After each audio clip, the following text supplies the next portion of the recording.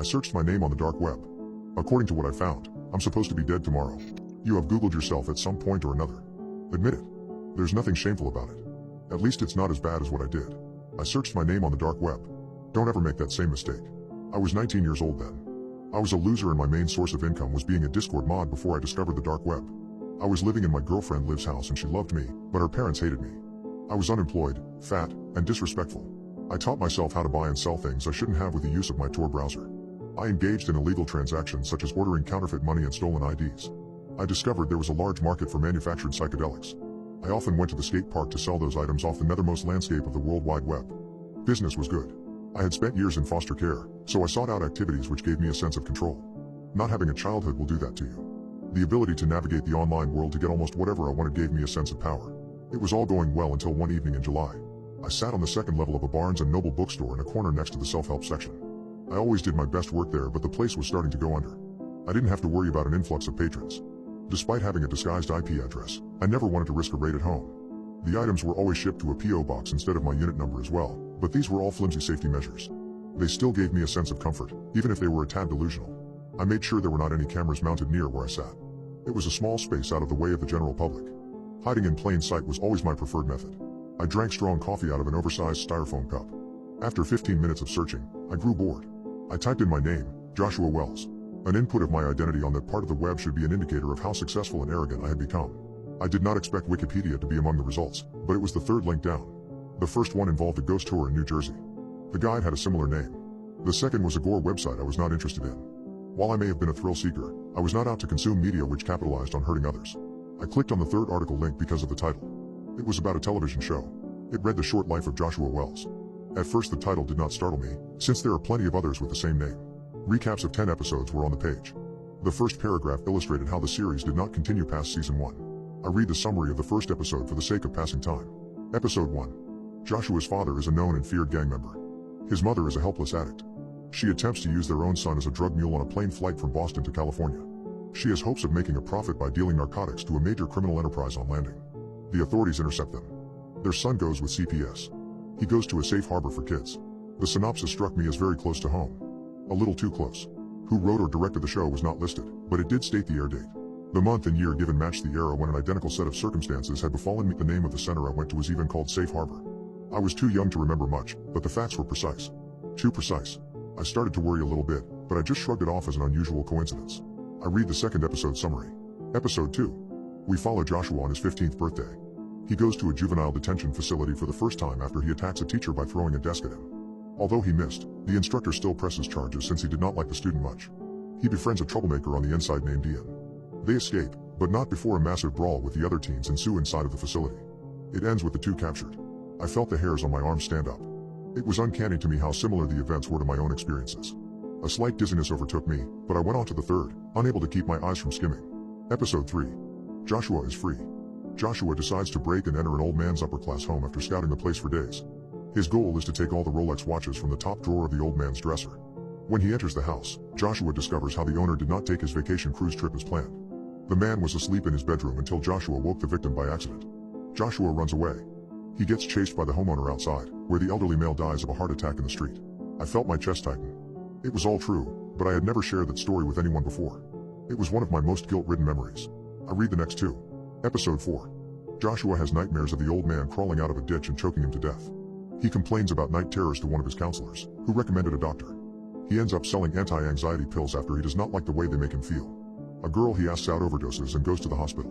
While she survives, he feels terrible, but not enough to stop healing. He takes his earnings and buys a PC. He takes lessons on how to breach other people's privacy from a group of credit card thieves he met in a mall. What the hell? Episode 5. Joshua discovers the dark web. He uses it to hustle low-level street drugs at first. He later reads headlines about some of his accomplices getting arrested. He still continues to engage in illicit activity. I looked at the air date for episode 6. It was the 24-hour period I was living through. Episode 6. Joshua goes into a bookstore to poach their internet and to try and make some money. He does not realize there is a man with a shaved head and a Carhartt t-shirt below him perusing the sci-fi aisle. The stranger is actually an undercover FBI agent. The government worker has a microphone and camera attached beneath his shirt. He is surveying for the perpetrator, even though he has not singled out who he is looking for yet. An arrest commences where they tackle, punch, and taser Joshua. They place him in handcuffs. My hands shook. I stood, gripped an Eckhart Tolle volume to appear less conspicuous and opened it. I leaned my head over the railing to stare at the ground floor below me. A man who matched the description given by the article was there. His shirt was baggy and hid what I knew to be a gun on his hip. He held a paperback in his hands.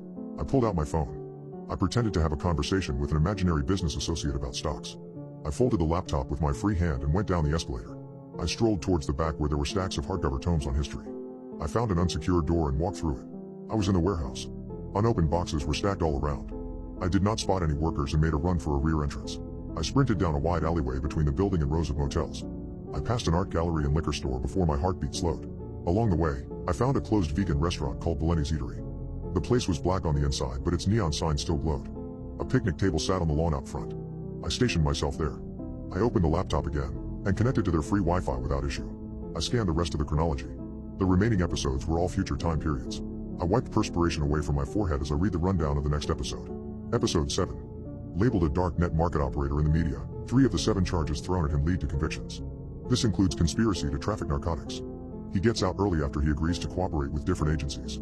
He becomes a consultant for cybersecurity awareness and a social engineering expert. Following a keynote speech given out of town, he comes home. His girlfriend Olivia and her family have been murdered. My eyes strained and I felt my breath grow shallower. Episode 8. Joshua navigates her house. The walls had dried blood. Every corner's vandalized. Olivia is dead. Her body is over the couch in the living area. Her parents had socks stuffed in their mouths and deep stab wounds on their stomachs. Joshua calls the police. He's treated as the #1 suspect in the media for days on end. He is finally cleared, but the psychological damage is too much to bear. I pondered the words. Though I was still young, it is true that Liv meant everything to me. Episode 9. Joshua goes to a psychiatric ward. He stares at the padded walls as though they will converse with him. Detectives do visit him with the hopes of gleaning some kind of further information. They tell him they know the aftermath of the massacre he stumbled upon was the work of an active serial murderer. The murderer has remained unidentified. Episode 10. Joshua leaps out the window. He breaks his ankle. An adrenaline dump allows him to move across the field and onto the nearest highway. He goes out into traffic. A long-haul truck careens around him and takes out a line of vehicles. He goes to the nearest lake, where he weighs his own pockets down with stones. He waits until nightfall, and walks out into the abyss. The last image we see is his hand breaking the surface of the water. Starlight glints on his skin before his fingers submerge below the surface. His last few swallows of water create pockets of bubbles which rise to the top. I absorbed what the rest of my existence would look like. 4 black SUVs pull up and circle around me in the parking lot. Men in black suits, and the undercover agent from the bookstore, ran at me. Even though I did not resist, they still threw me to the ground. They dislocated my shoulder and kicked me in the jaw a handful of times before they cuffed me. I did get time reduced in prison after I agreed to cooperate to catch people like me. After my release date, I have tried to revisit that link without luck. I fail to understand how that article existed in the first place. I have read how high-level stress can open up insights and portals into the unknown. I would bank on the latter, though sometimes I think it isn't for me to know. I do not want to give in to what destiny has written for me. My escape from the bookstore has given me confidence that I can change the outcome of the dark web's prophecy. Even if only for a little while. Or did I only extend the inevitable for a fraction of time? Fate, especially in regards to our stories as individuals, is not written in stone. It is malleable, I tell myself. This positive thought is the only thing which keeps me going. I should visit Liv's house now. She has not answered my texts all morning.